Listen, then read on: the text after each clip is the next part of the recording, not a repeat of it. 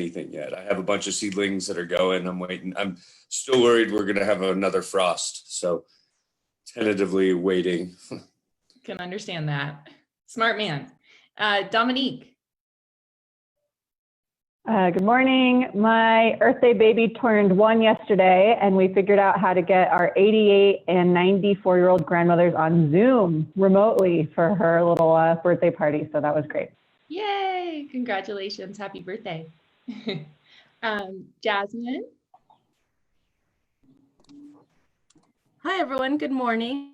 My good news is that EcoCycle launched its first video. I just put it in the chat box. Shameless plug. It's our zero waste video series for folks that are at home and want to learn more about zero waste. The first video is around where does our stuff come from? Awesome. Congratulations. I'll have to look at it during a breakout room or something. Okay, Jessica. Yep. I've been taking this experiment with baking and made amazing lemon bars last night. Oh, those sound good. We wish we could share them with you. I'm very excited. John. My good news is yesterday I went to start my car and it had been so long since I started that the battery was dead. And I love not having to drive. That would not be everybody's good news, but I'm glad it was yours. Kelly. Good morning, everybody. My good news is that the construction on my house is moving along, so much so that our roof got completed yesterday. Yay, awesome. Yay. Brandon. Hello, my good news is my puppy is sleeping through the night, so I don't have to get up multiple times and take it out. Yay. Wow. Well, I will tell you, I'm going to share a surprise here. Jacob got a puppy and he's still not sleeping through the night. So you are one ahead of Jacob. Yeah, try a puppy and 2.5-year-old and a 5-year-old all at once. Yay, great idea. Sam.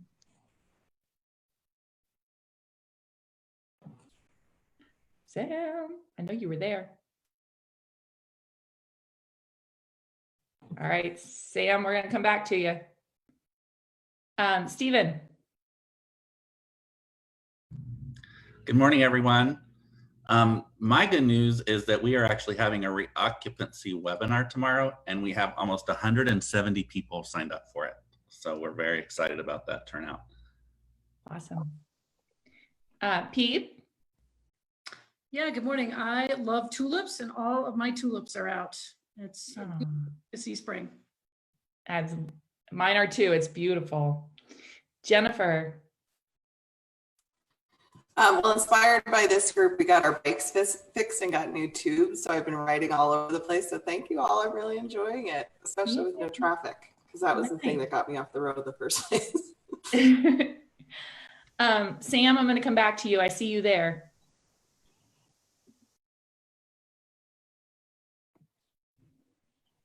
Can you hear me? Yes. Oh, nope. You went to mute now. There you are. Can hear you now. Okay, good. I couldn't get off mute for some reason. Good morning. My good news is my dad, who was having trouble following the rules, actually quarantined himself for 14 days. And we got to see him this week and spend time with him. So he's finally adjusted to the new realities, and it was really great to see him. That's great. And it's nice that he's staying safe. Mike, the man of the hour. My good news, I'm going probably a little crazy, thus putting on a tux at 8:30 in the morning. But honestly, I can't. It's been 40 days, people. Anyway, no, our good news is it only took 3 weeks, but my 8-year-old has figured out that if he just sits down and does all of his homework, he can be done by like 2:30 in the afternoon and then play PlayStation all day, and he doesn't have to fight with the rest of us. It's good feeling. Nice job, Mike. Naomi. Good morning. Similar to Jessica, I've been embarking on like baking and cooking more. And I don't know if folks saw the Doubletree Hotel released their recipe for the cookies. that they give folks at the front desk. So I made that this weekend and they turned out well. And that's like pretty much, I think, the first time I've ever baked cookies from scratch. So I was pretty proud of myself. Those sound amazing. Yeah. Veronica? Good morning. My good news is I finally figured out the Xfinity app to turn off the Wi-Fi from certain like PlayStations and phones. So now my kids could actually do their work and not just mess around. Nice. Kathy?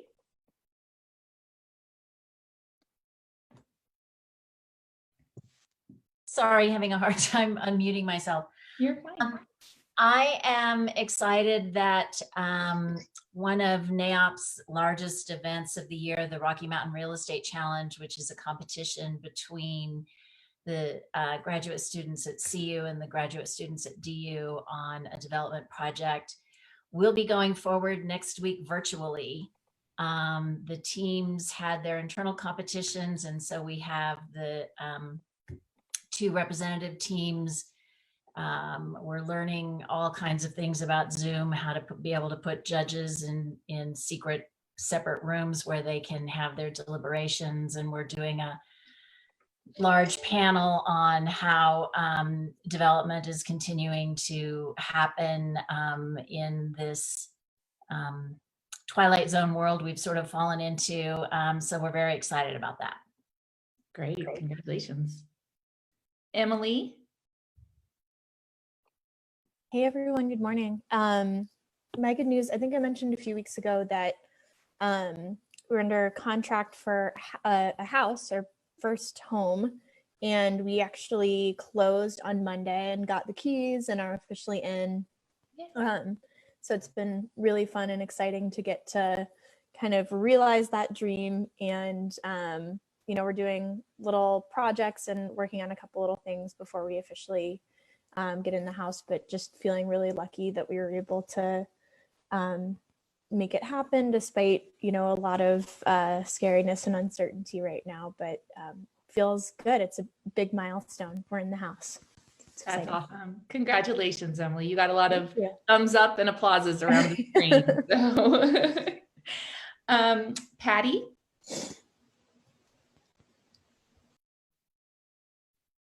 Hi, everybody. My good news is I have plenty of veggies and fruit in my refrigerator for change. So that's good. Good. See, it's the small things some days, right? Okay, I just want to make sure the people that I have not heard from, but I don't see, Laura, Lori, Craig, or Rhiannon. Okay, I'm going to move over city staff real quick, and then we'll move on. Grace, do you have some good news for us? Good morning. I'll just say that I've it's been nice to take advantage of the good weather this last week, and I've managed to get outside away from the desk every day, or at least a little bit. Awesome. Sunrisa, are you with us today? Are you in the EOC? She's actually been redeployed full-time to the women's shelter. Oh, so, wow. Okay. So really big job. Okay. All right. Thanks, Grace. Liz? Good morning, everybody. My good news is all of the seeds that I planted with my daughter a few weeks ago and our little seed starters have started to sprout. So some nice signs of spring. Wonderful. And Jacob? Well, the puppy is still good news despite sleepless nights. He only woke up at 4 last night, so that was great. Not too bad.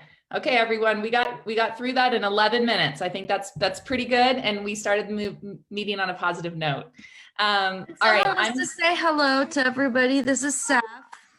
Say hi, everybody. Hi, baby. Hi, what a cutie. Oh, thanks, Jackie. What a sweet little thing.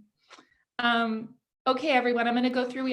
As always, we have a jam-packed agenda, and we cut 30 minutes based on some of the feedback that 3 hours was, our butts were getting a little sore. So we're going to move through this pretty quickly.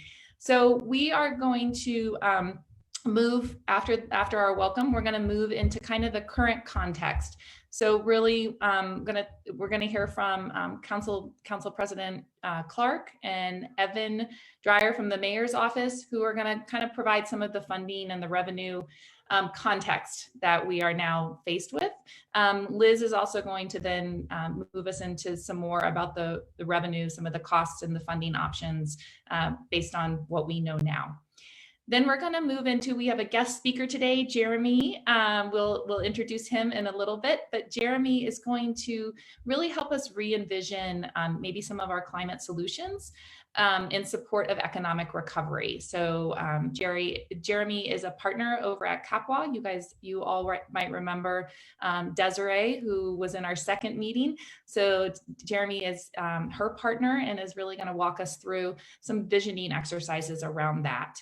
So we're going to be going back into our solutions work group and really thinking, are there solutions that might be recovery solutions, and we should identify those and move those forward based on what we know today.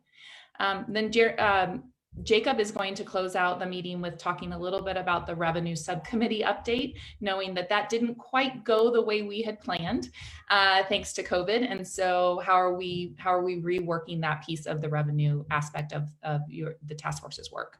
And then we'll close the meeting right at 11 o'clock. Jacob, did I miss anything? That was great. Thank you. Okay. Well, with that, I'd like to turn it over to Evan and Councilman Clark. Are you all ready to go? I'm here. I don't know, Evan, did you want to go first? You can go ahead. Yeah, I'd appreciate it, only because I have to depart for 9 o'clock. So good morning, everybody. Thank you for all the work that you've been doing. Very much appreciated. Just a little bit of context on where we are from a budget perspective is really the information that I wanted to leave you all with. But before I do that, I wanted to say, again, thank you for all the work that you're doing. As I mentioned last time, it's really important for you to continue on and deliver to the policymakers and the decision makers on City Council and the Mayor's Office some findings and recommendations on how to elevate and enhance and improve our climate sustainability and resiliency work. And we are very much looking forward to your final product, including a revenue component.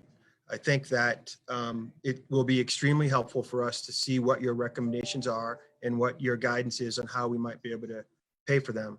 I think the big challenge, given where we are now, is how we're going to move those forward, when we're going to be able to move them forward. But having a body of work from you all will be extremely helpful as just foundational and fundamental. The city's current budget situation is this. We are looking at $180 million shortfall, or about a 12% deficit. We are asking every department to trim 7.5% from their 2020 budgets right now. We'll use some other citywide reductions and dipping into the city's reserves as a way to make up the difference, make up the full $180 million gap. It's difficult for us to see expansions at this point when we're looking at that significant of a hole to try to climb out of.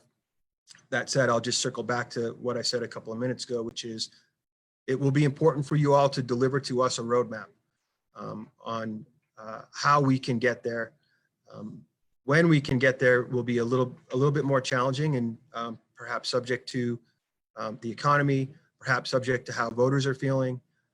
But your work is extremely important, and I'm heartened that we're this far along and hopefully much closer to having a product from you all. With that, I'll turn it over to the City Council President.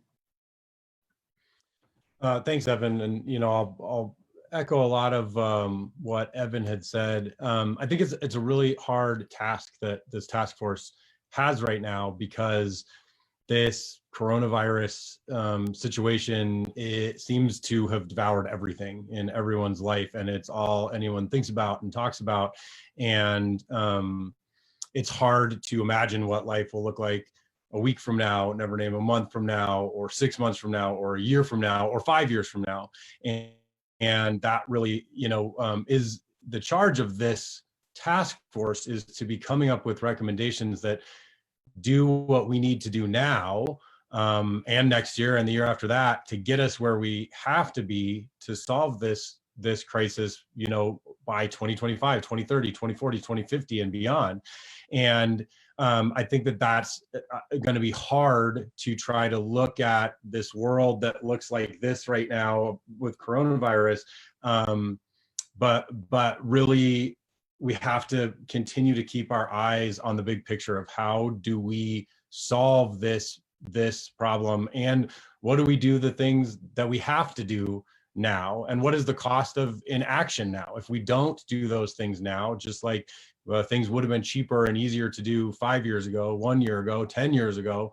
What if we don't take action? What if we can't take action in the same ways right now because of the current situation, which seems like everything right now, but when we look back on this in 2030, hopefully this will be resolved as quickly as possible, and will seem, more like a blip along the way than something that that colored everything after it.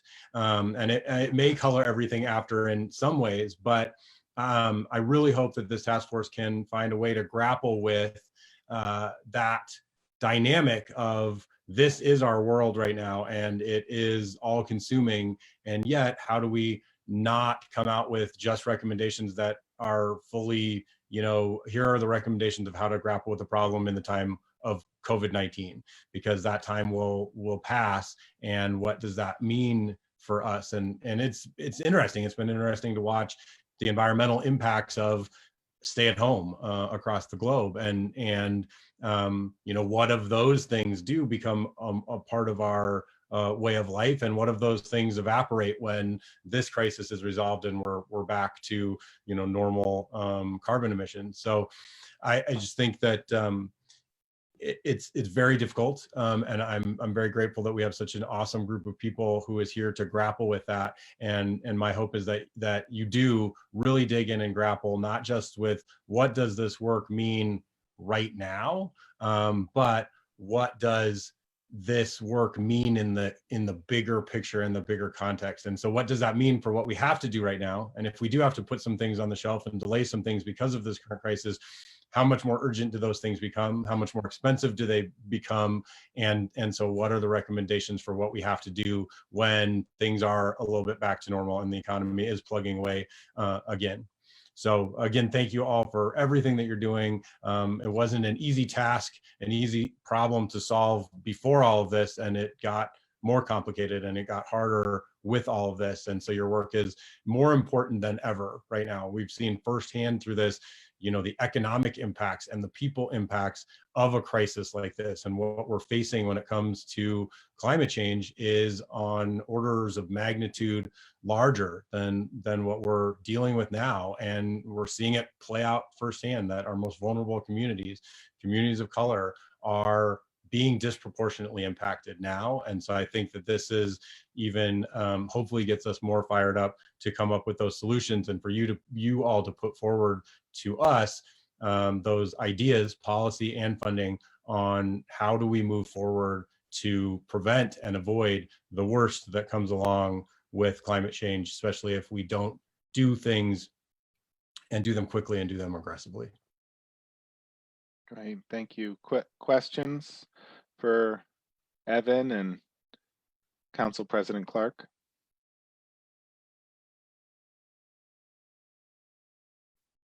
I have a quick question. How are we thinking that this is going to affect the budget for 2021?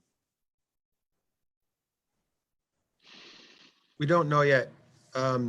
We typically in April begin the budget process for the following year, and despite the adjustments that we're going to have to make to 2020, the timing for the next year's budget is no different. So we have begun.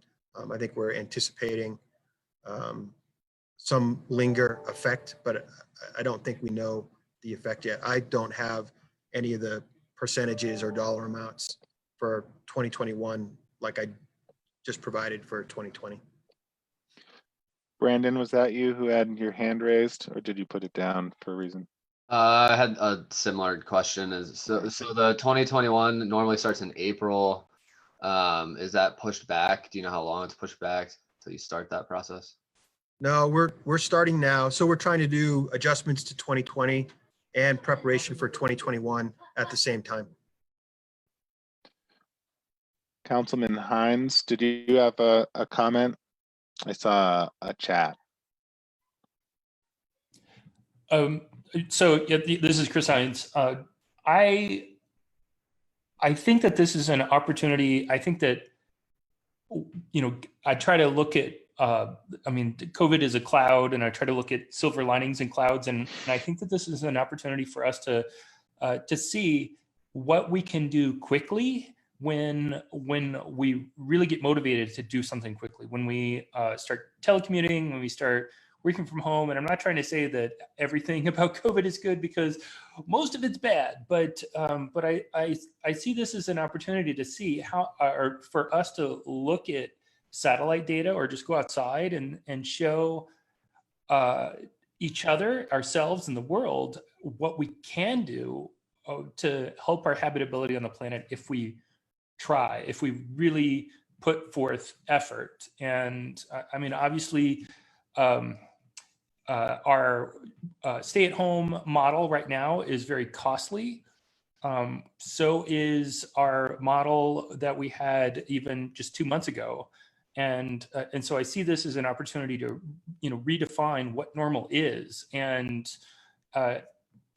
while COVID is the, you know, the thing that we're focused on right now, and rightfully so, climate change will be like this or worse if we don't do something strong, meaningful, intentional now. So thank you. Thank you. I have a general question. Go ahead, Patty. I'm just wondering, from those of you from City Council, is there, in your estimation, is there a commitment from City Council to really look at this time to invest in new technologies that are not fossil fuel supported, so that at least, I mean, we are making that commitment from community level, but I think in terms of city development and everything else, everything has to be with this new normal. And one of my main questions in terms of determining support is, how committed are folks on City Council to make things like internet accessibility for all people across the board, particularly in low-income neighborhoods and communities? Well, this Paul Cashman, if I can step in here a second. As far as that particular aspect goes, I've been working on that, on a bill, hopefully aiming towards the November ballot. We'll see how things move forward to get an exemption from Senate Bill 152, so we can address a municipal broadband from the standpoint of filling in the gaps. I don't envision Denver building its own infrastructure. We've got a lot going for us, but I think what the pandemic has pointed out, when you look at the struggle DPS has had trying to get all their kids connected, I think it's further evidence that we need to move forward in that. I'll let others talk about other technologies. I truly believe in general, you have a city council that is extremely committed to that specifically, and the work that this task force is doing. Thank you. I don't know if there was somebody else who wanted to jump in from council, but I just wanted to add that I think that this task force has an incredible amount of power and influence when it comes to the city council, that everyone is watching all of you, and it's such an incredible and diverse, awesome group of people who are dedicating tons of time in a really hard time to grappling with this. And so I wouldn't for a second underestimate your power and what you put forward to us for those things to gain support. And I think a lot of people are waiting to see, what is it that you recommend, and how is it that you prioritize, and how is it that you recommend that we pay for those things. And my feeling, my gut, is that there will be a lot of support for that depending on this work. And that's why this work is so important, because it really is the process that was set forward to kind of give us a roadmap of where to go and what to do. Now, within that, there are a lot of things that we are preempted by state and federal law on doing, and we will have to dig into some of those things. As you know, those of you who've been working in the revenue subcommittee have seen it. There are lots of ways to pay for things, lots of them that the city can't do by themselves. And so we'll also have to weigh things through, everything through those lenses. But I think you should absolutely understand, the power that you wield as a task force right now, and with the decision makers on the city council, at least. Great. Thank you so much.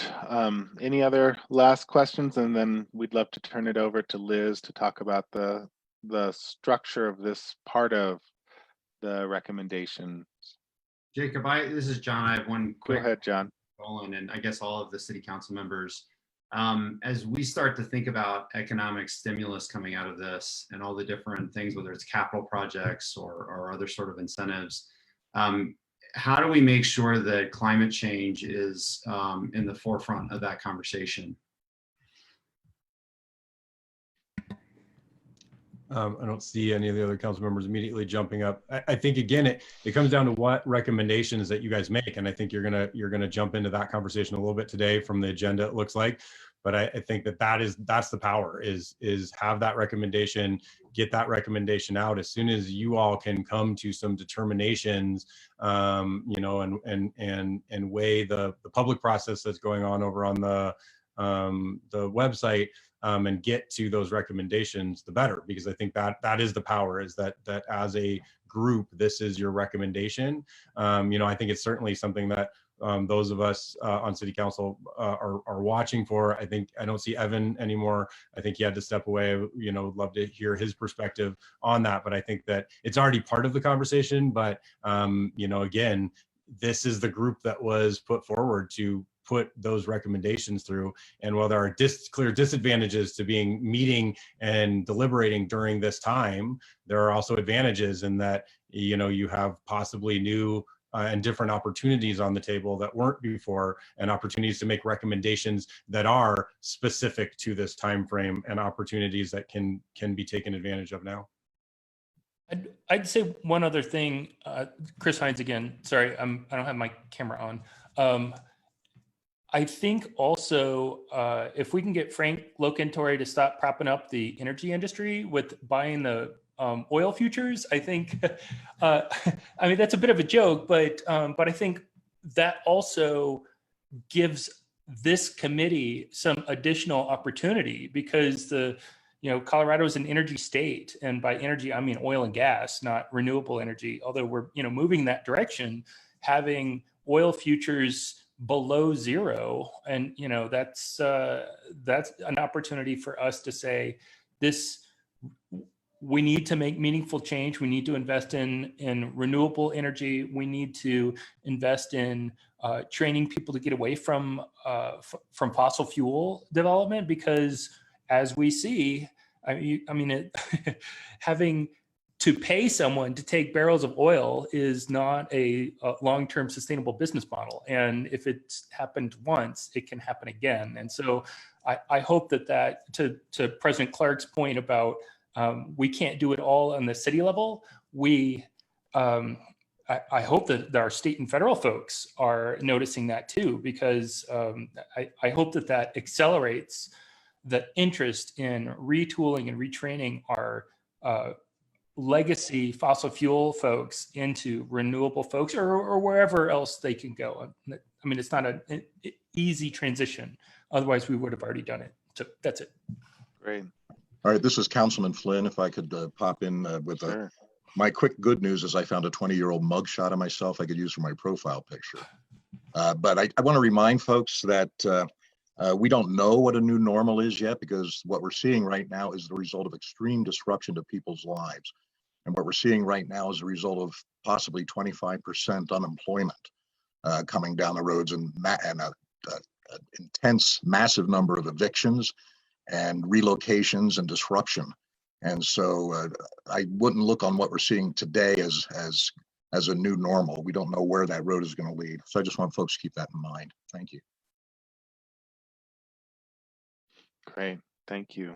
Can I just jump in really quickly? It's Sawyer. Yes, I just want to jump in and say, I think right now what is so valuable that we haven't mentioned yet, and what is so powerful for you guys as a task force, is that we have, for the first time, real data. We have hard data that shows that the brown cloud has disappeared, that our air quality has gotten better during this COVID crisis as people have stayed home. We have the actual physical data that proves that if we can make some meaningful changes, we can actually do better for our Front Range air quality and for our communities. So I think that's incredibly powerful.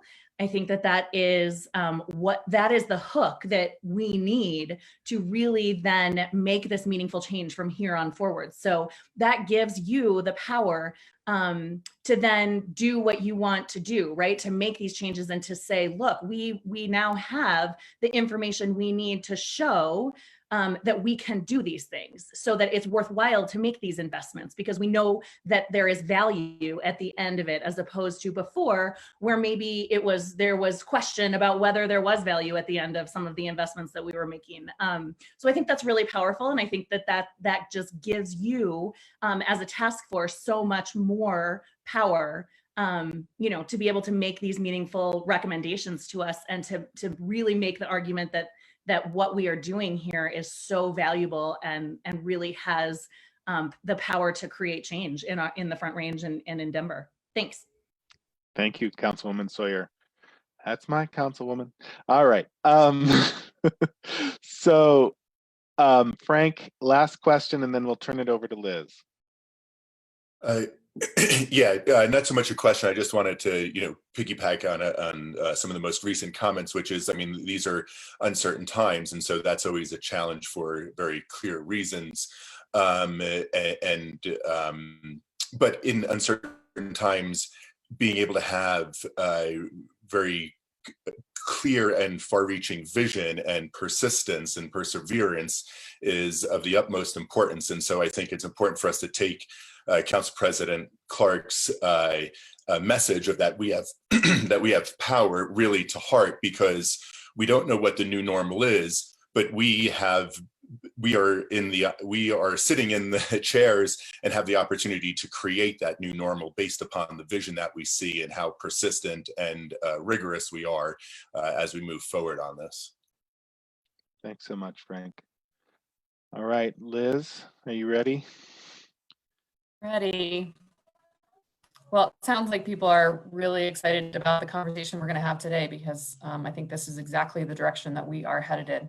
I wanted to just take a moment to remind everybody kind of where we're heading. So at the end of this process, we have 4 meetings every Thursday in May coming up. And at the end of the process, you will have produced as a task force a set of recommendations that will go to the city. We today are shifting the conversation to talk about revenue, and also to envision some of the potential solutions that could inform a future stimulus and economic recovery. When we have that final package from you all at the end of May / early June timeframe, one of the pieces of that will be on the revenue conversation. And so we envision that having a couple parts. One would be a set of recommendations about potential revenue sources. As we heard this morning from Evan Dreyer in the mayor's office and Council President Clark, we want to keep moving forward on that work. We don't know when the time is right. And I think there will have to be continual discussions, throughout the summer and throughout the year. And so what we want to do is identify what are the options, what are the best ways to fund this work long-term, because we know it is an ongoing problem. It's a long-term problem, and we need to invest in it. So we're going to continue those conversations. Today, we're really going to take an opportunity as well to do this bigger picture visioning around how the city can put people in the center of these climate solutions first. And then from that centering around people and their needs, looking at how we can inform a larger package around potential economic recovery stimulus as it relates to climate change and sustainability. So I think that that final package that comes out of this task force work will have both of those components as it relates to the sort of revenue and investment conversation. Another thing that we have been talking about is estimating the costs and the impacts. So doing a cost benefit analysis of all the solutions. We should have that information for the next task force meeting. And we also just recently discussed not just looking at the cost of each solution on its own, but also looking sort of in aggregate, what are the potential impacts to our community from a cost perspective, whether those are the health impacts, the impacts to infrastructure from extreme weather, and summarizing some of that information for you all so that you can include it in your final report. So we have a comprehensive picture, not just of what these potential solutions cost in terms of an investment from the city, but also what the avoided costs might be or what some of the benefits might be of making these investments in our community. So that's kind of the conception that we've been talking about for that piece of the final report. And we would love to hear your thoughts on that. And I'll turn it back to Jacob and Marisol. Sure. Hey, Liz, you did get one question.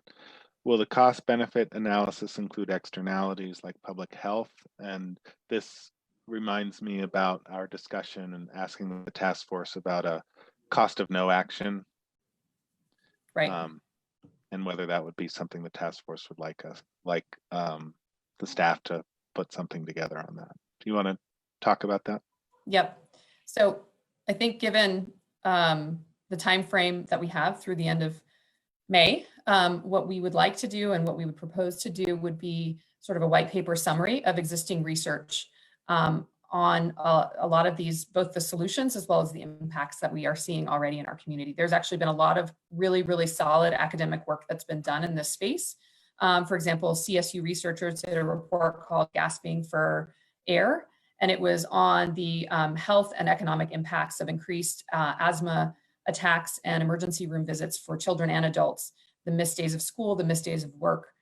So we can do a white paper to summarize a lot of the existing data out there, including public health data, to show what those impacts are that we're already seeing here in our region. And then we can pair that with the cost analysis we've done on the solutions that you all are generating. Great. Any other questions for Liz? And do people like this this approach of the report for the cost and revenue section? I'm seeing heads nodding. And thank you, Naomi and Mike, for your reactions. Cool. Excellent. All right. So this next section is going to really be the bulk of our agenda. And as Marisol mentioned, we have a special guest. And Liz, I'm going to turn it over to you in just a second to introduce him. But at the end of this, we really hope to have this next 86 minutes. We hope to have some strong recommendations for the top priorities for what we can do to help with economic recovery. And so with that, I think, Liz, would you introduce Jeremy and go from there? We'll go from there. Thank you. So Jeremy Hayes is with Capwa Consulting. He is a partner to Desiree, who you all know from the training, the equity training that was done in task force meeting number 2. Jeremy has a lot of experience in this space. He has previously worked on economic recovery and stimulus as it relates to the sort of green environmental climate movement, but has a strong emphasis and focus on equity. And so we really felt like it was important for us to center the experiences of people in this process. And so we've asked Jeremy to join us today to kind of provide some of his insights, lessons learned from the last stimulus, the American Recovery and Reinvestment Act, and how we can kind of frame the conversation for today. So I'll turn it over to Jeremy. Thanks, Liz. It's really great to be here with y'all. Can you hear me okay? Yeah, cool, thank you. I heard great things about this task force from Desiree when she got back from being able to work with y'all, and it's really an honor to be able to work with you a little bit today. I'm gonna take, I think, about 6 or 7 minutes to just kind of tee up a conversation, and then Jacob and Marisol will send us into some small groups to do some work, and we'll come back together and go back into some small groups to really think about what is the opportunity that we have now to advance climate action and climate vision in the context of economic recovery and response to COVID. And just to build a little bit on what Liz was sharing, my experience last time with the Obama era stimulus was that I had been working on kind of economic opportunity, racial equity, and climate strategies. Worked with an organization called the Apollo Alliance for Good Jobs and Clean Energy, which had a Colorado chapter some people might be familiar with, and then teamed up with a guy named Dan Jones and started an organization called Green for All that was focused on creating a green economy strong enough to lift people out of poverty. So we had some strategies that we were trying to move and actual legislation that we had advanced in 2007 and 2008, and then pivoted during the economic crisis of 2008 to try to put some of those ideas into the American Recovery and Reinvestment Act, and then sort of rode along with a bunch of cities for a couple of years trying to implement those provisions. And we learned a lot. And so I've been helping some of the cities that we work with now just think a little bit about, you know, things are different now, but what can we learn from that experience? So a couple of things on the current context, and then a couple of lessons learned from last time that might be appropriate now. On the current context, I mean, the most important thing about the current context is to stay in it, right? And to stay focused on the situation that we have in front of us now, which is that people are really suffering. And any economic stimulus or recovery response or response to COVID is necessarily going to have to be focused on that suffering and address the pain where it is felt most and most acutely. So part of our work before we move forward is just to take stock and to really orient ourselves towards the humans that are bearing the brunt of the current crisis. And we know that, you know, people are dying from COVID, but it's primarily the elderly, the unhealthy, disproportionately people of color. People have lost their economic livelihoods, and we know that that burden is falling predominantly on low-wage workers, disproportionately on women, the data show, and on people of color again. And we need to think about, like, who is it exactly that has lost their jobs as we start thinking about how can climate action help restore some of that recovery. And so just to stay human-centered, to stay focused on humans and on the acute nature of the crisis right now is important as we get to work. And sometimes as climate folks, we recognize the human crisis, we recognize the places where it's playing out now within communities of color and low-income communities, but it's not quite, the suffering isn't yet as acute as it is in this crisis right now. So we have to shift and sort of stay with the suffering. The second sort of piece of context is to recognize the inequities in this crisis. And the fact that COVID and the economic downturn are exposing and exacerbating deep inequities in our society, and that we need to keep that sort of at the front of our mind as we begin to design responses, so that maybe we can not only help with the suffering, but we can undo some of those inequities. So what's the response overall, the public sector response that we're sort of advising and participating in? What is the public sector response going to look like, potentially? And you've got so many smart people here in Denver. I'm so encouraged to hear your city council members talking about this stuff. One of the big picture things that we're talking to cities about is that the overall public sector response to dealing with the crisis that we're in now is probably going to take sort of three forms or be sequenced in three ways. And it's probably important for us to recognize this so that we can figure out where we can help. So the first thing that we have to do is fight COVID, right? We've got to defeat the disease. So we've got to invest in vaccines and hospital capacity and testing and tracing and all that stuff. And there's going to be a public sector investment in simply fighting the disease, and that's critical. And then the second sort of thing that's going to happen is that there's going to be some public assistance to simply blunt the economic pain or arrest the economic free fall. We're seeing that with the Paycheck Protection Act, the stimulus checks, unemployment insurance. This is to stop people from just dropping through the economic cracks in our system. And then the third thing that we're going to do is invest in recovery, right? And how are we going to create more jobs and create opportunities into the long term, and how do we get to rebuild the economy? And I think it's just important that we're recognizing those, what the overall public sector response will look like, so that as we advance our climate work, we can think about how to help with that, so that we don't end up sort of at the most extreme, sort of looking like we're just getting in line for stimulus dollars to do the climate stuff that we've always wanted to do. You know, we got to bring our best selves forward and say, how can the climate movement help with fighting the disease, blunting the pain, and then thinking about a holistic recovery and jobs and stuff.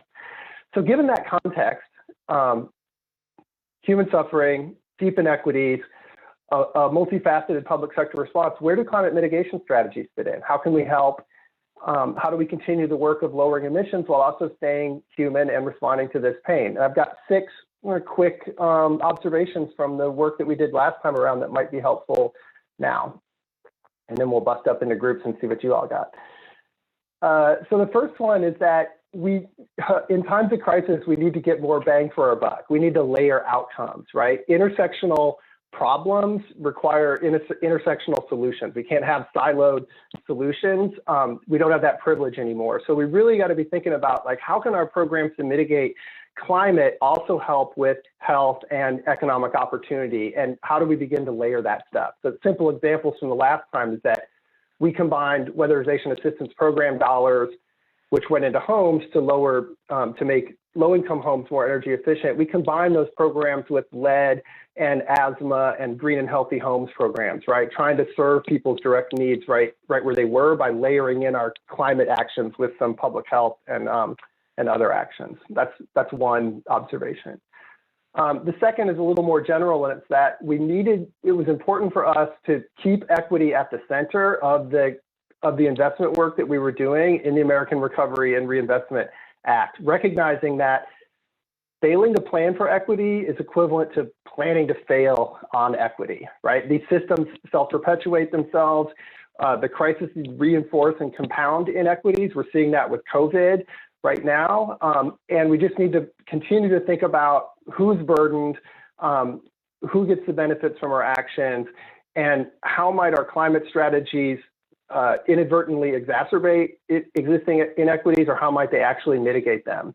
We saw, this isn't from stimulus exactly, but we know from the data that relief to Hurricane Harvey and the hurricanes in Texas actually exacerbated economic inequality. So when everybody got hurt and then checks went out to help folks with that recovery, we ended up seeing deeper divides between haves and have-nots. And that was because equity wasn't at the center of the response to that crisis. So keeping it at the center is really important. We saw some of that with RO2. Economic opportunity for those that need it most. I don't have to say much around here, but some strategies that we've had to reduce emissions in the climate sector have relied on things like tax breaks and long-term market transformation strategies. Those probably aren't appropriate in the moment of deep economic crisis. Our tax attorneys are not the ones that are hurt most right now. They don't need the money to sort of be building new programs. We need to think about how do we get dollars to people the fastest in order to move forward on climate. The fourth one, and I'm halfway through and almost done, focus on jobs and not job training. This was probably one of our biggest mistakes coming out of the last round of stimulus, is that people conflated the investments. One of our signature things was the Green Jobs Act. We wanted to train people for opportunities in the new economy. And unfortunately, what happened is the idea of training people somehow got conflated with the idea of actually getting people jobs. And that's not the way that it works. We need to focus on jobs, creating jobs, create job opportunities. And then if we need to train people in order to do those jobs well or to overcome barriers to employment, let's do that. But for God's sakes, let's not just train a bunch of people for jobs that may not exist. What happened in the last downturn is that we had a lot of job training programs and we still had a deep recession. We still had a lot of people out of work, and we had a lot of folks that wasted time and opportunity in 13-week and more training programs for green jobs that they never got. That was heartbreaking. It was a waste of money, and it didn't help. So let's not focus on job training unless we know we've already got a job on the line. investing in infrastructure is often a good economic stimulus recovery play because construction jobs tend to be good paying jobs and the money stays local. And then the idea is that it circulates through the economy over to the bars and the restaurants and the barbershops and other things. We want to think about that a little bit right now and make sure that those links still exist. Again, the folks that are suffering most may be the construction workers soon, but right now it's, you know, food service and accommodation workers and other frontline workers. So yes, let's invest in infrastructure. Let's think about, as somebody mentioned earlier, like how do we embed climate principles in infrastructure programs that might move? The Hill's been talking about Infrastructure Week for like 2 years now. There may be some opportunities to invest in infrastructure. We may be able to embed low carbon futures in that, but let's make sure that that we're really thinking about dollar flows and that we're focused on procurement and opportunities for minority and women businesses and targeted hiring programs that are actually going to translate infrastructure investments into economic opportunity for folks that need it most. And let's figure out like what those indirect jobs look like and how that's going to work in the age of COVID. And the last principle here is we got to have an adaptive approach. I think as Councilman Flynn pointed out, like we don't know what's going to come. We don't know what the new normal is going to be. We don't even understand the crisis that we're in now. So let's avoid getting past determined and stuck on a strategy instead of staying with our values of serving people where the pain is, layering outcomes, right? Focusing on transforming inequitable systems for the future, but let's not get stuck on any one particular idea. We did that last time. Last time we had a financial meltdown, we had a financial crisis, and so we thought, oh, the problem's financial, the solution is probably financial. And all of a sudden, a bunch of the American Recovery and Reinvestment Act that was focused on climate was focused on financial stuff, revolving loan funds, tax credits, all. And 2 years in, we figured out, you know what? Access to capital isn't really the problem here, but we had wasted a bunch of time and money because we had sort of got past determined on particular solutions. So we need to stay adaptive, learn as we go, evaluate what's actually happening in the outcomes and if the pain is being met. So I hope that's a little helpful to you all. That's sort of 6 or 7 ideas from Ara that might inform some of the small group discussions that we're gonna get into now. And I saw, turn it back to Jacob here to move us to our groups. I saw a question or two. Yeah, Jacob, I think you're on mute. Yep, I can take over for a second. Okay. So Frank was wondering if you could give an example of what an equity-centered relief response should look like. Yeah, I mean, the idea here is to sort of use these tools like an equity lens to just ask the real simple questions of who's suffering, what are the impacts of the relief going to be? What are the benefits going to be? Where are those going to accrue? What are the burdens of that going to be? Where are those going to accrue? The main point, Frank, is that when we don't put equity at the center, these inequitable systems tend to just sort of roll on. And again, that example, I'll try to find the article for you all about, because I thought it was really stunning. You know, FEMA said we're going to put out dollars to help people recover from the hurricanes in Houston and in Texas. And because we weren't really thinking about like, well, who needs money most and how are the impact of these dollars going to flow through the existing systems that we have and where are they going to end up? Because we didn't have that equity focused approach there, what we ended up happening is the economic relief dollars went to people that already had the most resources and other folks who needed them most didn't get access. And so the gap between, you know, folks that the economic opportunity and success that people had got bigger after we tried to help out. And so that's sort of a negative example. I think others and in our small groups, we can get into some examples and brainstorming about what it might look like in the context of Denver's response. Great. Marisol, did you want to go through what we're going to do unless there's other questions? Yep, it says so Emily would like to know what was the barrier to access for low-income folks in the Hurricane Harvey response? I'm going to find that article and share it in the chat. Great. Okay, any other questions? If anybody wants to ask Jeremy some questions, we are going to have him with us so we can ask him as we go through. Any hands up, Jacob? I don't see any hands up. I am getting 6 out there.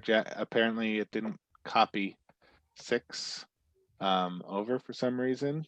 But I only had 6, Jeremy. I didn't have 7 from your. I'm sorry, 6. Sorry, I'm looking for that article. 6 lessons. 6 principles. Yes. That's right. There are 6. I'm sorry. Did I say 7? No. You said 6 or 7. lessons, and then the overarching one, which is like understand the context and stay in the moment now. Stay close to the human suffering, and let our work be oriented to the moment that we're in now. A lot of our climate work is oriented towards preventing a crisis 10 and 20 years from now, and our solutions can get a little dry and technical, which, you know, has pros and cons overall. And I would argue that right now, in the midst of a big human crisis, we have to stay focused on the human, keep the humans at the center of the way that we're trying to respond. So I guess that would be the 7th, or the overarching one. Great, thank you.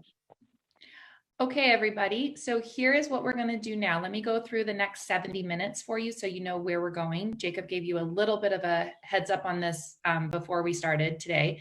So we are going to now break you into randomized. We know you've been working with your solution groups, but we want you to get to know other task force members. So we're going to break you into 4 randomized groups. And we want you to talk about these criteria. And I'm going to put the questions in the chat, so don't worry. But what we really want you to do is really think about, when considering how we might prioritize solutions, what are some of the criteria you think that we should be looking for? What are the communities that have been hardest hit? And what aspects of our economy have been hardest hit? So I'm also going to remind you of the communities and the individuals that you all identified in our first meeting, when we talked about those people that we wanted to keep front of mind as we develop solutions. So really want you to think about that and have a conversation around that. And then we want you to think about, what are the criteria that we should use to guide the climate investments going forward to best support recovery. Okay, so you're going to be in randomized groups, and you're going to do that, and we're going to be there for 20 minutes.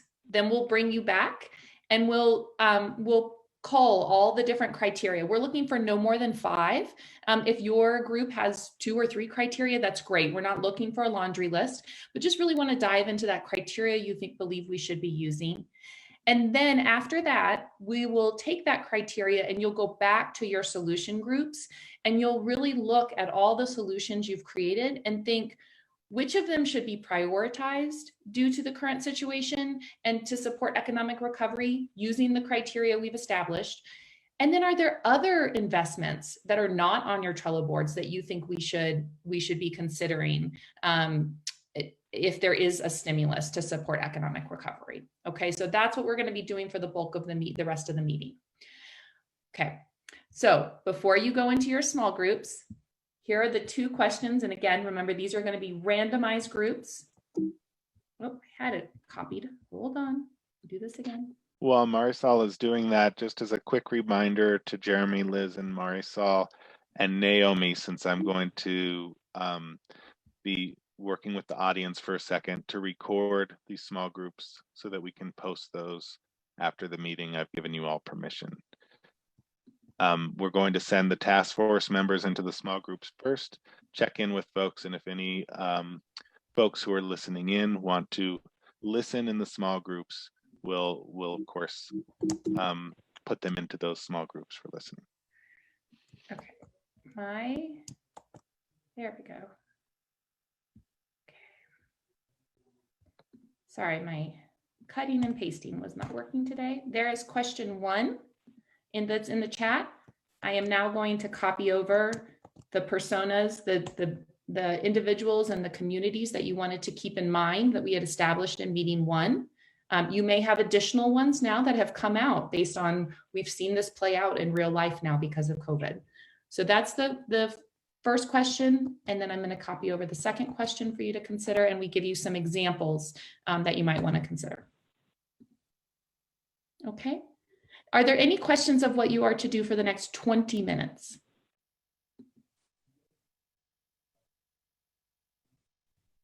Okay. Jacob, I think we are ready to break into randomized, meet some new task force member groups. That's right. Here we go. Is this where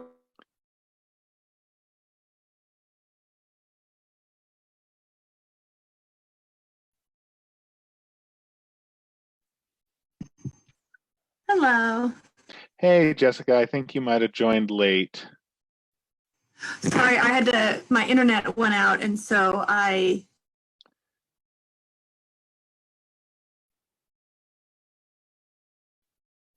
Okay. Hi, everyone. Would anybody like to listen in on a group who's here on the line? And you can either say yes or just raise your hand. This is Grace. You can put me into any group. Awesome, Actually, Grace. Me as well. yeah, I don't know. I don't know. I mean, I guess I could go to transportation or mobility. No, but no, we're not in. not like that. Okay, then just put we're me in just any group. random. Okay, sounds good. And this is Lori Pace, same as Drew. Okay, sounds good. This is Heather Harrell, same. Okay. Hold Hey, on. Jacob, this is Jan Kelleher. You can stick me in a group. Thank you, Jan. Okay, Lori. Hey, Lori, how you doing? Jan.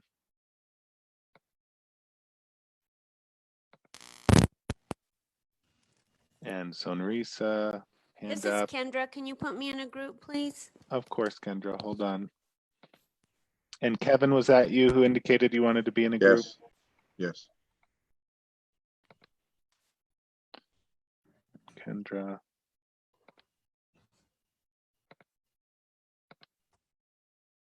Great.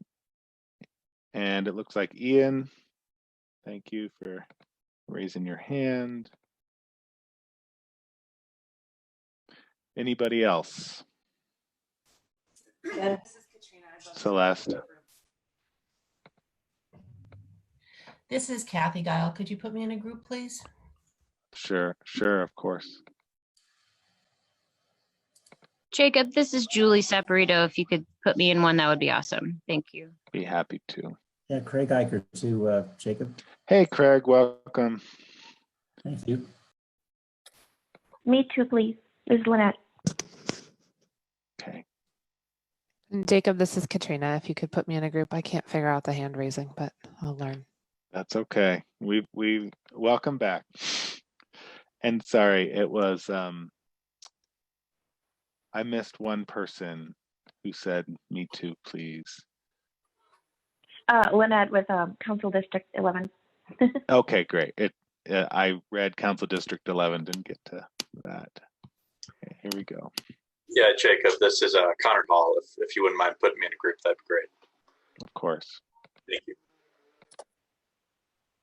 All right. Jacob, Everybody this is else David good? Edwards, if you could put me in a group. Okay.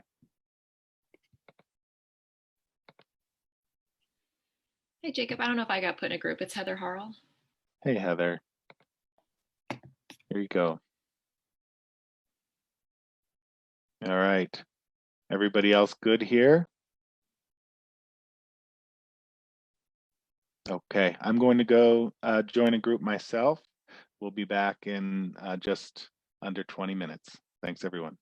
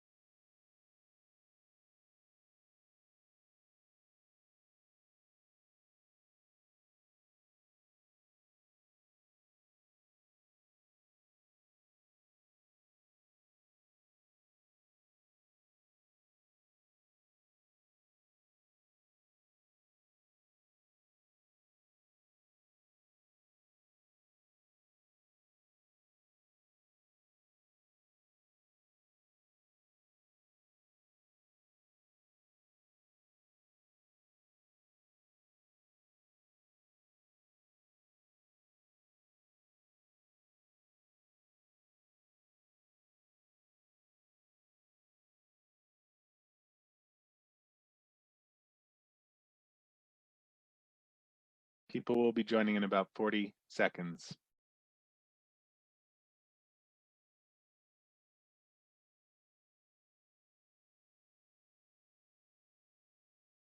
Naomi, do you want to do the report out? Sure. And I invite any folks in the group to add anything that I might have missed. And we're not back totally yet. I was just checking in on that. Oh, okay. Okay, sorry. I'm getting pinged from work, so I'm trying to get people to not message me. Marisol's going to do it in a specific way. Okay, great.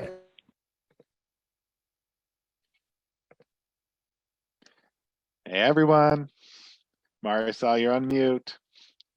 Yes, I was in the middle of typing our criteria and I just lost them when I went over. Dang it. No. It's okay.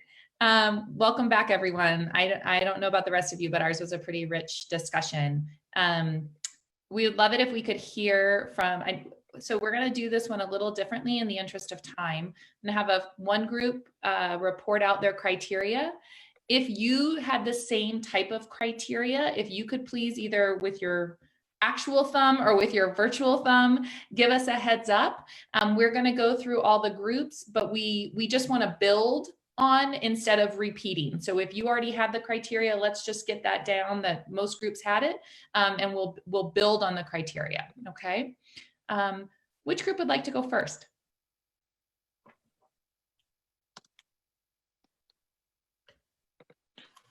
I'm happy to jump in if. Go ahead, Liz. Okay. So let me just pull up my notes here. So we're just reporting on the criteria, not on the conversation about who has been most impacted. Is that right? I think in the interest of time, yeah, we're really trying to get those criteria that we can move forward. That's great. So does this investment move us towards a net zero carbon economy? So asking that question, and not just of climate investments, but of all investments the city would make in the future. So the example was given of if we get 1 billion in transportation funding, that work could go towards building a net zero carbon economy, or it could not. Similarly, we need to be looking at whether or not every investment improves equity. So I'm just going to build on that for a minute because there's a lot of really great conversation about that. We need to directly invest in frontline communities, communities of color, those who are most impacted. We need to provide family sustaining, good paying jobs with high labor standards. We need to design programs so that the funds are actually accessible to low income households. And going even a bit further, we need to ask ourselves, does the investment disrupt systemic oppression? And we need to make sure that when we are making investments that we are not favoring the wealthy, that we are favoring folks who have the highest need or the most vulnerable. So that's the sort of equity piece. It's sort of a set of questions almost to get at that equity related criteria. Then the other criteria about does it build us towards a net zero economy? We have to be thinking about doing no harm. Look at all of our existing investments as well as any future investments. Are we investing in carbon causing activities or infrastructure? If we are, we should stop doing that. And we should do things that have a positive impact on our climate goals into the future. So we should be looking at that across sort of all investments that the city is making today and will make in the future. Great. Jacob, are you capturing those or should I ask Liz to, since she has the notes? Yeah, I'm building the next breakout room, so okay. I was not capturing those. No problem. I tried. Liz, you have the notes. Would you mind putting those in the chat for us that we can build off of? Thank you. Okay, great. Thank you. Which group maybe had additional ones? So again, not repeating the same ones, but what other group has additional criteria they'd like to offer?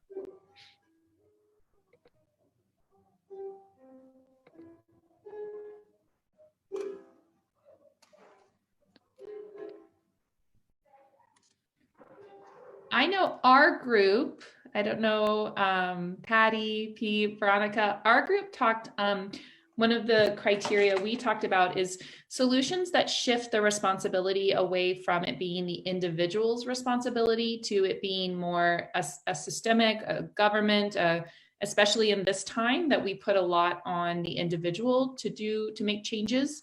And so really looking at solutions that that didn't shift the burden just to the individual. I don't know if my group wants to add on to that one.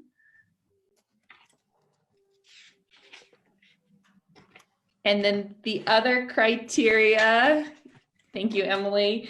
The other criteria that I didn't hear from Liz's is, of course I lost my notes, hold on a second.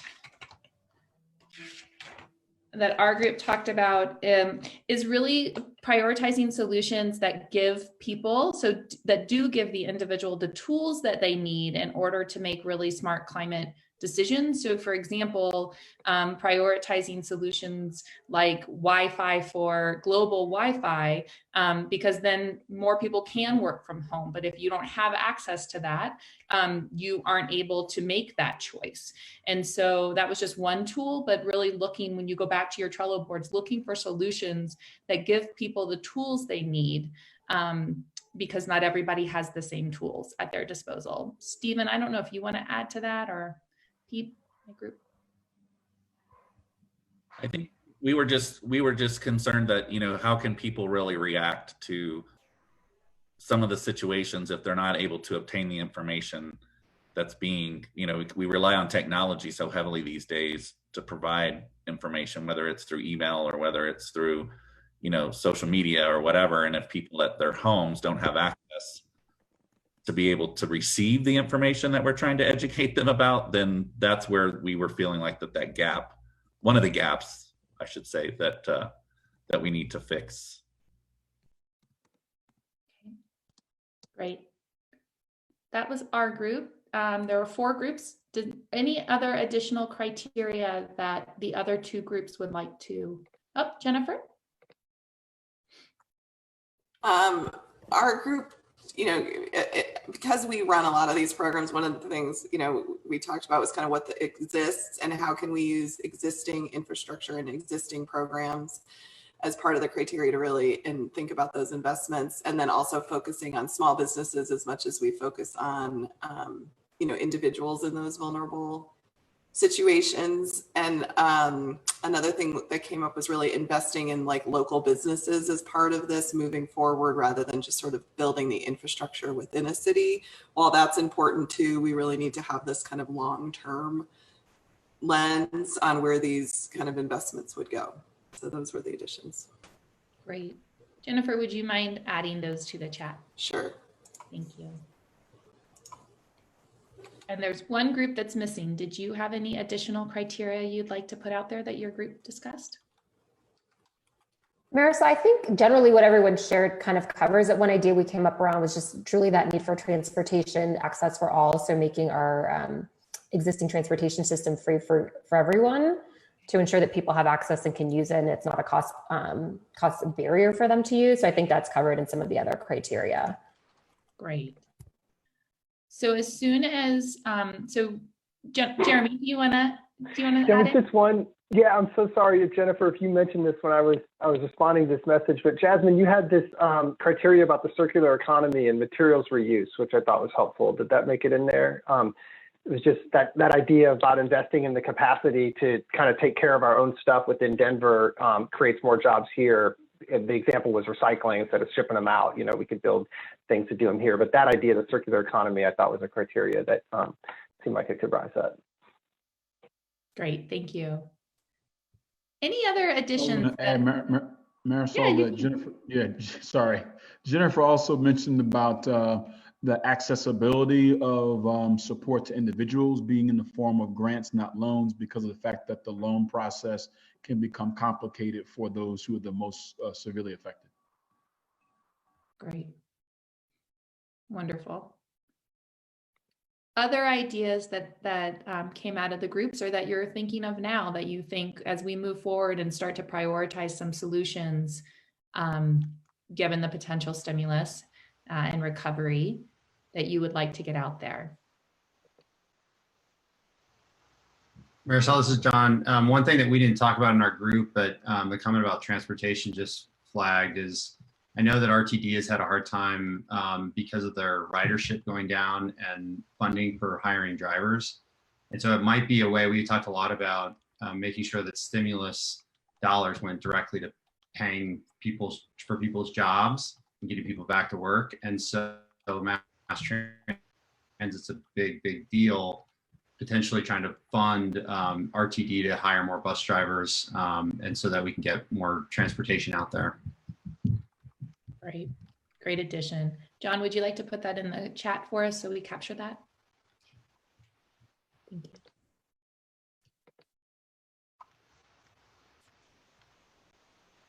So everybody will have access. I know, Jennifer, you're still adding yours, I'm assuming. Yes. Okay, so we'll wait to break out until we get everybody's criteria. But really, when you go back to your solutions boards, we want you to think about this. You don't have to use these as strict criteria and go through every one of your solutions. But generally, we want you to think about, as you're going through your solutions on your Trello boards, really thinking about these, okay? So this is what the group is prioritizing for this part of the conversation. The other thing we want you to think about as you're going through your Trello boards is, given these criteria and given the situation with COVID, are there solutions that we just totally missed, right? I mean, there might be additional solutions that we hadn't thought of, and so that we need to add now, given these criteria and how we want to prioritize our solutions moving forward. Jacob, do you want to, before I kind of go through the timing of everything, do you want to add anything to the conversation? No, to be honest, it took all that time to rebuild the breakout rooms, so that's where I've been focused. But again, we're going to have the 4 of us in these rooms. Naomi, sorry to pick on you, but if you could record again, that would be great. And so again, we'll go into breakout rooms, and then we'll see, since these are topically based, where people in the audience want to be. If you were in a breakout room before and had chosen that, you've been put into that breakout room again. But for some new folks, that may not be the case. Great.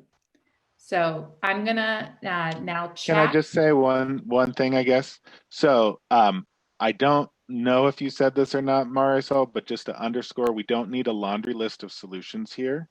We just need even one developed solution from each group would be great. No more than 5, please. And there's a chance that if we come up with some interesting things, we can add those to the Consider It site for additional public comment on this. Great. So I just chatted the 2 questions your groups are going to tackle in these next. We're going to give you 25 minutes. So again, using the criteria, what solutions should be prioritized to support economic recovery? And then, are there any investments that were not listed that you believe need to be prioritized given potential stimulus? Okay, so those are the 2 questions. We have 25 minutes. You're going to go back to your solution groups, and then we'll see you in a few. All right, breaking you all into groups now. I'll join transportation here in just a bit.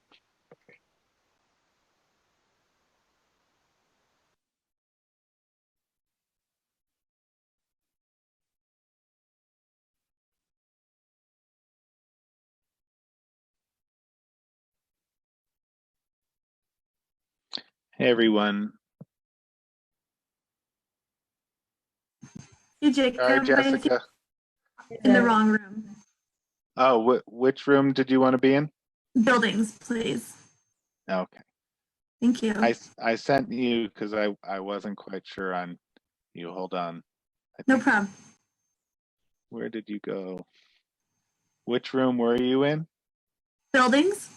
Okay. Oh, I was in Adaptation and Resiliency. Okay, I'm moving you now. Thank you. You're welcome. So, Marisa, I thought I had you in Adaptation and Resiliency. Let me put you in there. Great, thank you. Jessica, I think you have to accept the invite to move. Where would that be? I don't know. It doesn't show up on my thing. Not popping for me. Let me. Oh, here's breakout rooms down here. Oh, there. Yeah. Got Great. it. Thank you. Jacob, could you send me to the room Sonrisa went to? Yeah, of course, Heather. Yeah. That's Adaptation and Resiliency. Jacob, could you put me to transportation, please? Yes, of course. Thank you. So we have Adaptation, Resiliency, Buildings, Electricity Supply, and Transportation. I'm looking at the chats and putting you in Transportation now. This is Thomas. I was in Adaptation and Resiliency. Oh, sorry. Where do you want to be again, Thomas? You were in. So my internet went down and I'm now calling in on my phone. So I honestly have no idea what's going on right now. Okay. We're going into breakout.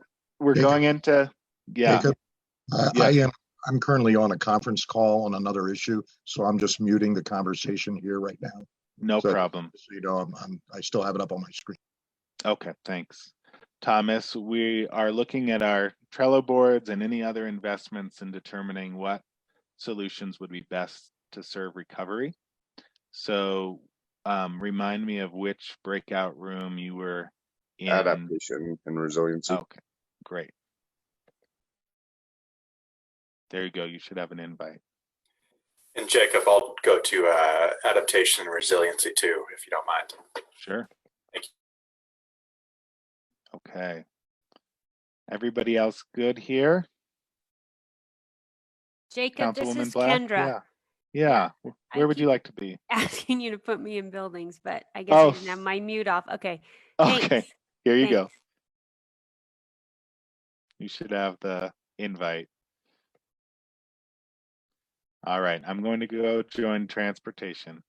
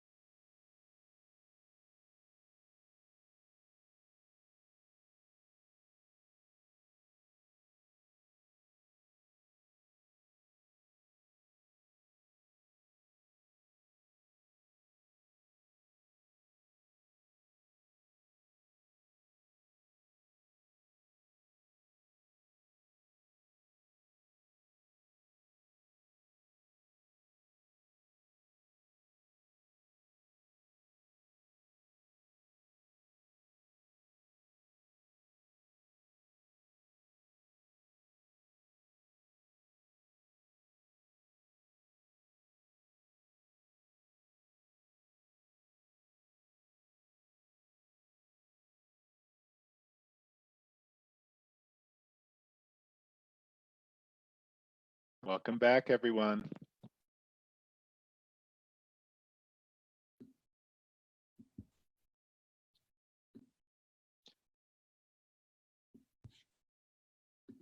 So it would be great to do a quick report out. We don't have that much time to do a report out, but I'm really excited to hear about everybody's identification of recovery. I'll just say recovery strong, climate strong opportunities here. So should we go in alphabetical order? Sound good? Who's reporting out for adaptation and resiliency? Dominique, do you want to, or do you want me to? I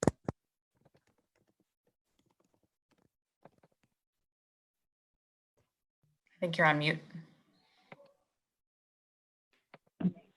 There we go. Sorry, doubly muted. Sure, I can go briefly. So we talked a little bit, we already had some solutions related to economic recovery funds. And we talked a little bit about making sure how those would address some of the issues that we discussed today. So a few of those were really reducing barriers for the most vulnerable communities. So regardless of immigration status, et cetera, and the speed at which those need to be available.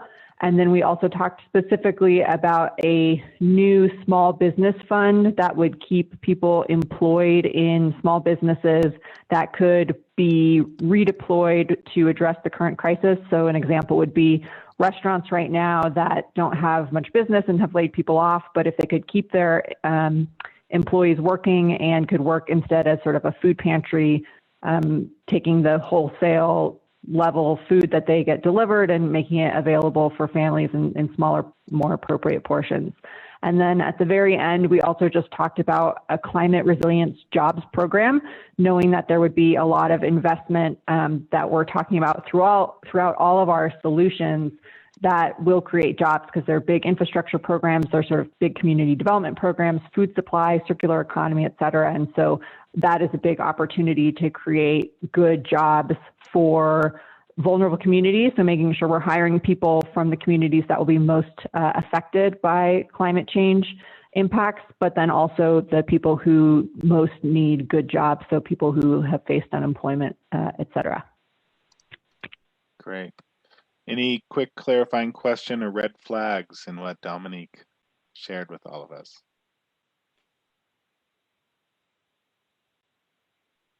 Great. Buildings.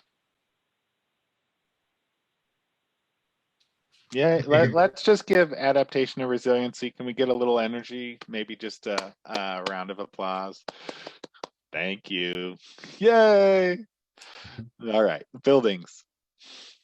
John here, Jacob. We focused on piggybacking on Jeremy's comments earlier on what could we do that would get people back to work and create more jobs quickly. And so that kind of led us to focus on existing buildings, realizing that new buildings would be important, but that there's a lag in planning and approvals and permits and design and all that. And so trying to focus on what we could do to start retrofitting existing buildings quickly. And so that led to a conversation about looking at both policy, about saying 5-10 years out, this is what we're expecting existing buildings to perform at and what retrofits will be needed, but also pairing that with a funding mechanism that would allow people to do those retrofits now and get that work started. We did recognize that there's a lot of existing funding mechanisms, whether it's PACE or other tools, but also realize that those are often harder to get approval for from our at-risk communities. And so realizing that it probably would require some form of new funding, kind of similar to the CARES Act or others that have loosened the parameters that people can get approved for. And so trying to make sure that whatever funding mechanism is available was widely, that folks with bad credit and other challenges could still get approval for those funding mechanisms. And we also did talk about the need to protect from predatory lending practices, that often these most at-risk communities are often the targets for predatory lending. And so making sure that we're thinking about how that could apply and how we would make sure that we're recognizing that and creating new funding mechanisms. Buildings team, anything I missed? This is Jennifer, just linking it with water. So if we can layer water and energy together, sometimes you can finance, these things through water savings. Great. Yeah, and I think that John outlined, a lot of the great ways that we can start improving air quality and getting people to work now on existing building programs. But we also, I think, want to highlight the importance of keeping us moving forward on setting good codes for and being committed to our net zero codes for new buildings too, because that's a really important work on the horizon. Great. And I'm going to put something in chat, Jacob. It's a website. There is a group of finance people that have gotten together and are volunteering time to help folks and small businesses with some of the loans that are out there and looking at business plans, looking forward and stuff. So I'll put that out there on the chat. Thanks so much, Stephen. Any red flags or questions for buildings?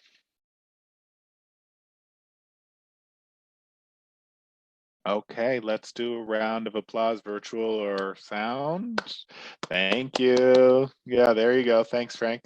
We can do the applause used for hearing impaired. Okay, so let's move on to energy. So I was asked to speak on behalf of the Small But Mighty Electricity Supply Group. So they had a really robust conversation that really a lot of their solutions were and their priorities were constructed in a budget surplus era. And so they really had a great conversation about adjusting their recommendations in case there's stimulus. So we came up with a completely new recommendation that was not part of the initial solution package. So their recommendation is to use Excel rebates and stimulus money and public-private partnerships to launch a mass energy efficiency program. So kind of similar to what Buildings was describing. They recommend that it would start in the most vulnerable communities and focus on hiring local individuals to install things like weather stripping, insulation, and new windows even during COVID, just using, protection. And they believe that this could put thousands of individuals to work and would provide immediate savings to their utility bill, which would then reduce the need for electricity. So Excel could use less carbon generation for electricity. They also wanted to mention that because their housing stock in Denver is in the hundreds of thousands, so these jobs could be around for a while. This isn't just an immediate win and then they go away. These jobs could then exist for a long time. And then they wanted to add that it could make sense if the resident is able to also add solar at the same time these other energy efficiency programs are happening. So they really talked a lot about kind of making sure that the expenditure of cash is at the point of sale instead of getting tied up in bureaucracy. Mm-hmm. My electricity supply group, do you have anything to add? Your honorary membership is extended for another meeting. Yeah. Agreed. Awesome. Well done. Thanks, Marisol. Any questions or red flags for the group?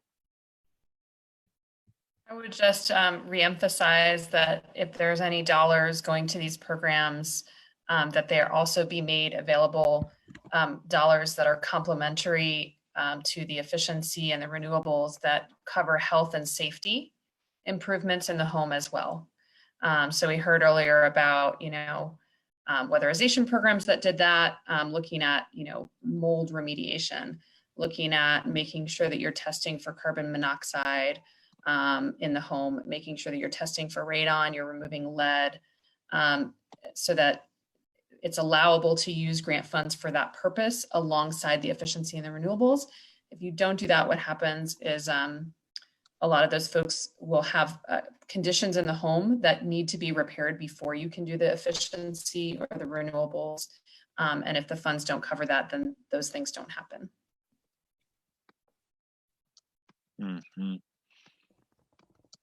I don't see any reason why the electricity subgroup wouldn't be amenable to that. Obviously, you don't want to tighten someone's home up with a bunch of insulation only to stick them with a bunch of mold. That would be worse, not better. So yeah, I don't think that's a problem. Great. Okay, well, I will continue to take notes, but if people want to send their items in the chat, then that will automatically save it.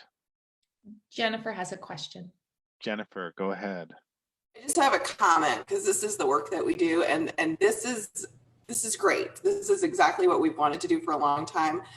The risk of this is once you get in a home, you can't leave it.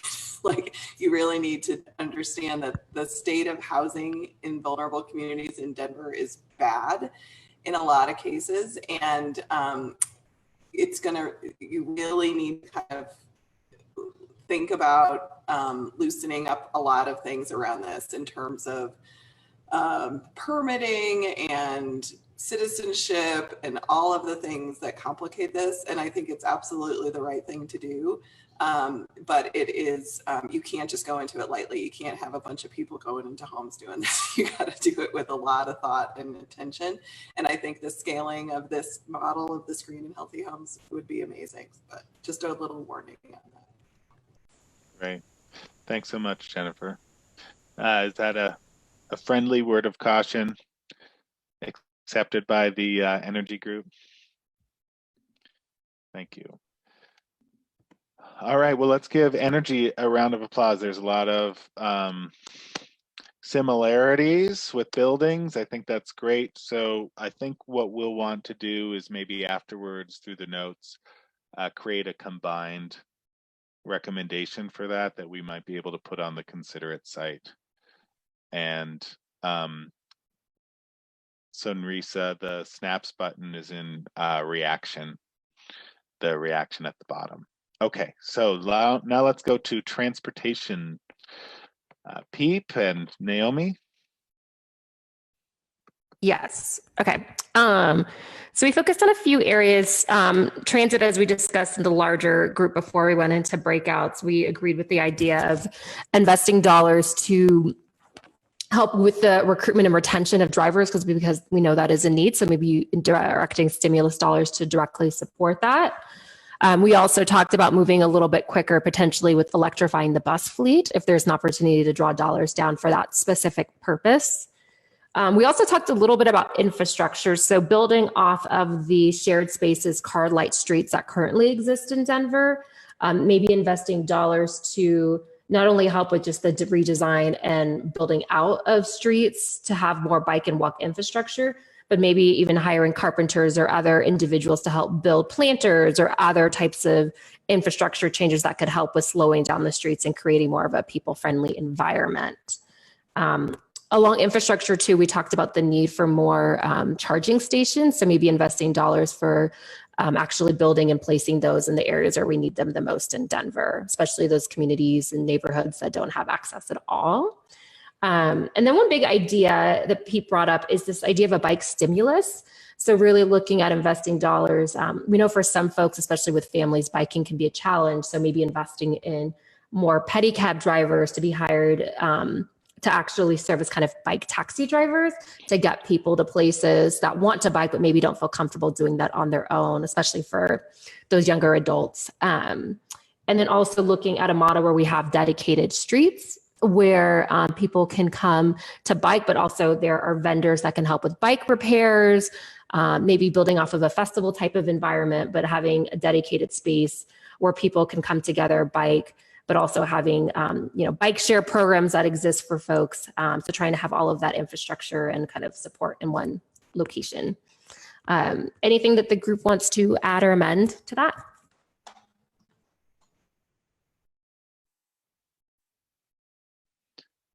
Did you mention RTD bus drivers, Naomi? Yeah, at the beginning. Yeah. Okay. Yeah. No worries. Any about the construction jobs that we could be supporting that would help with the build out of our transportation infrastructure? Great. Thanks, Pete. You're getting a nice comment from Sam. I think it's related to this. Sam, is it related to this or something else, or the chat? Yes, related to this. Yep. Do you want to share? No, just it was in lieu of a clap, just supporting the concepts. Great. Any questions or red flags for the transportation group?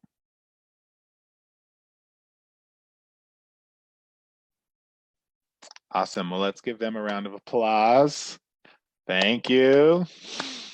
Oh, raising the roof, Jackie. Thanks. Awesome work, everyone. I think we have some really definable items that can help with recovery. We'll again send your notes via chat so that we have that automatically captured here in our work. And we will combine these, and I'd like to, does everybody agree that it would be nice to get some of these on the Considerate site for feedback? I'm getting lots of nods. So we'll,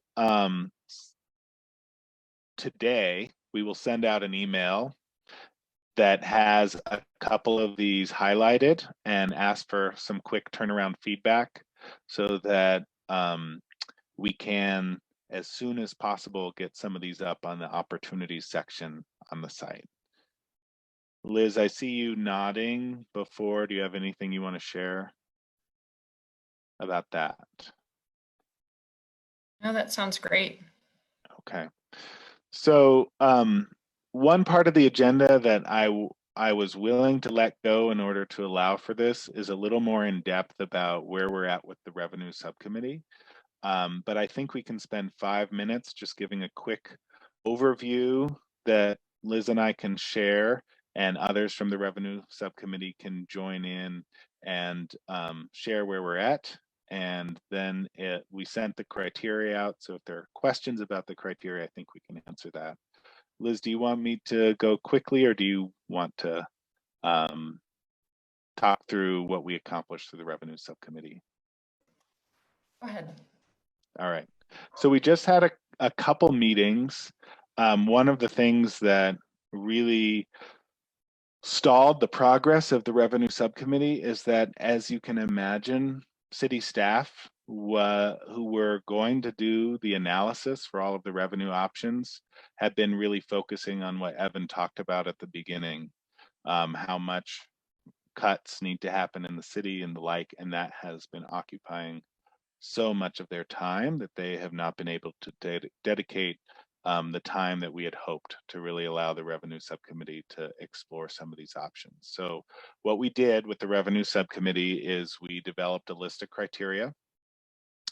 We developed a pretty exhaustive list of revenue options, and we went through how those criteria applied to the Resilient Denver proposal and talked through some possible ways to help. The primary barrier to that, or one of the primary barriers to that was identified, was just administrative burden. So there was some discussion about how that could be designed to help with administrative burden, and some ideas around that.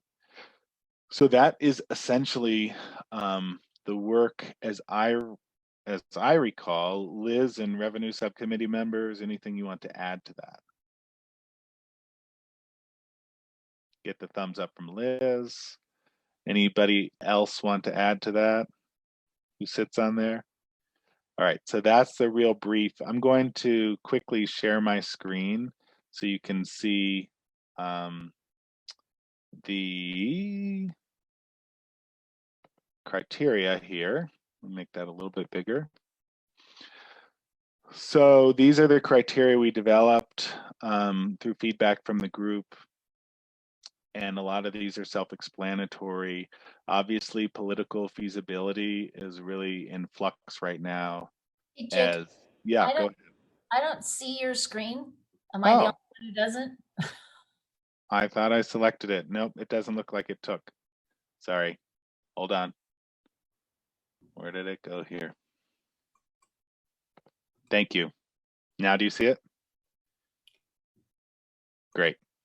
So these were sent out, so you have all of these. I was just saying number 14, political feasibility, is obviously in flux right now, as Evan alluded to.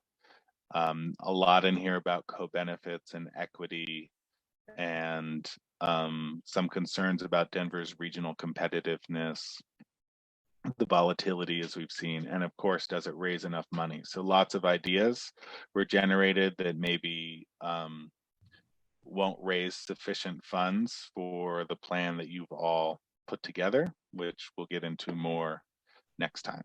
So any questions about criteria?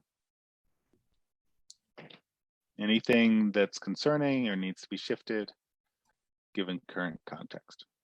Yeah, Jacob, this is Kathy. I was just going to say that keep in mind, most all of this list was created before COVID. So it's probably in some flux sense.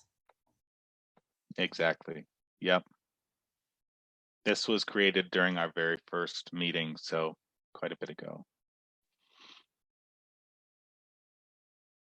Anything else people want to comment on concerning this? So what we'll be doing next meeting is we'll be going through first what the costs that your solutions have generated, and also some additional of these options.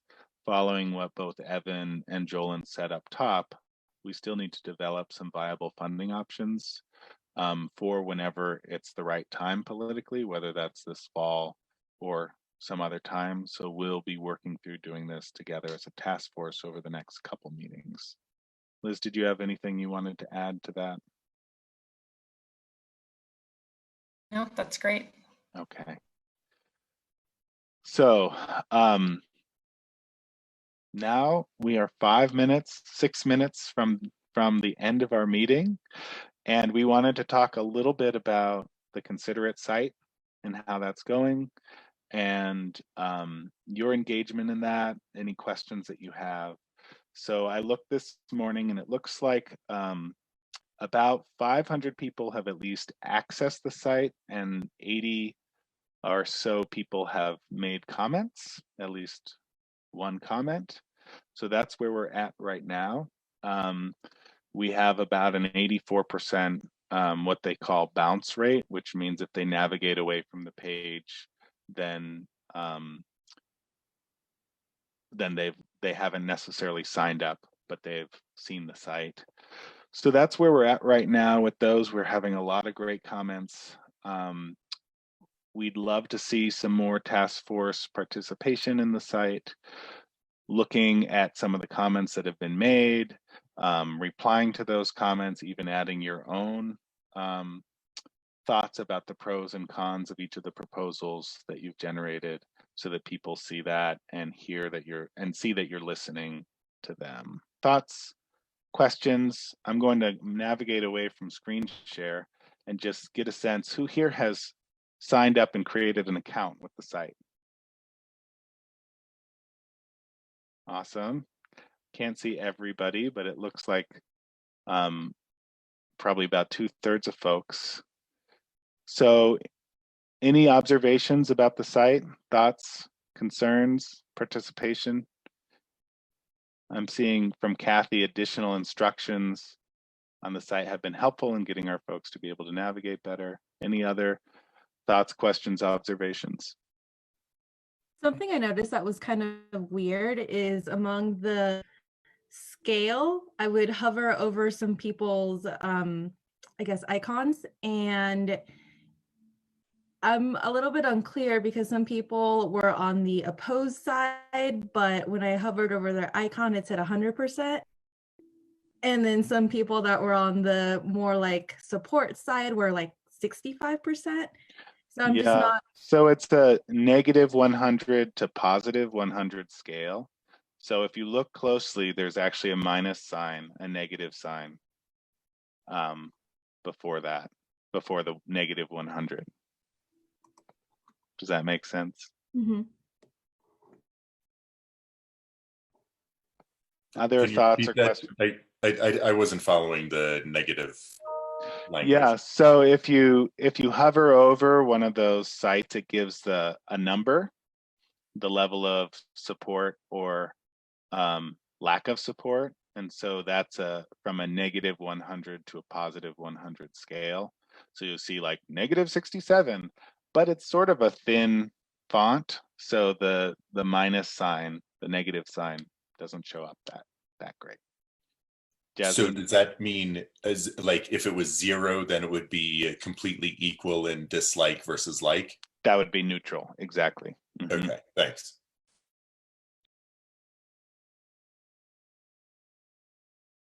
So it looks like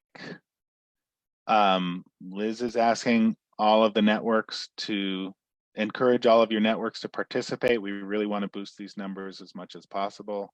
If you have other ways that you'd like our support in helping you do that, just let us know. We have lots of social media tiles and the like.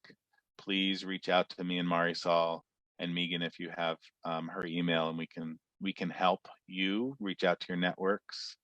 I'm seeing a lot of chats come in, so let me just open that. And before people, if anybody needs to go right at 11 o'clock and we're still talking, please, the feedback form, I've chatted it twice. It's 3 questions: what's working, what's not, what other feedback you have. We need your feedback on these meetings. We continue to tweak them. So please, I've chatted it twice now. So quick Google form. Yeah. Patty's asking an email about feedback from those without electronic access. Patty, I'm going to take your question offline, and it's going to take more than the 2 minutes we have. Okay. And then is there some copy I can get in my newsletter? We'll get something to you today, Mike. And any other thoughts, questions, or observations? Happy belated Earth Day. Thanks, Sunrisa. Yay. Yep. Jacob, Liz would like us to stay on for a few minutes. Okay. Just us, Liz? Sound good? Okay. Thank you everyone so much for dedicating this time. We so appreciate it. I think we did fantastic work today, and we will see you soon. All right. Bye everyone. Be safe. Be well. Stay safe.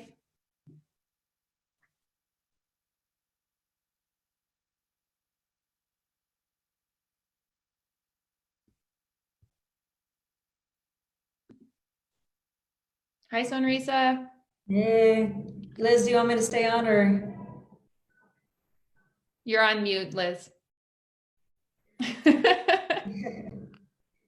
Yeah, if you want to stay and just hold on for a second, Sunrisa. Yeah. And then I might just text Grace too.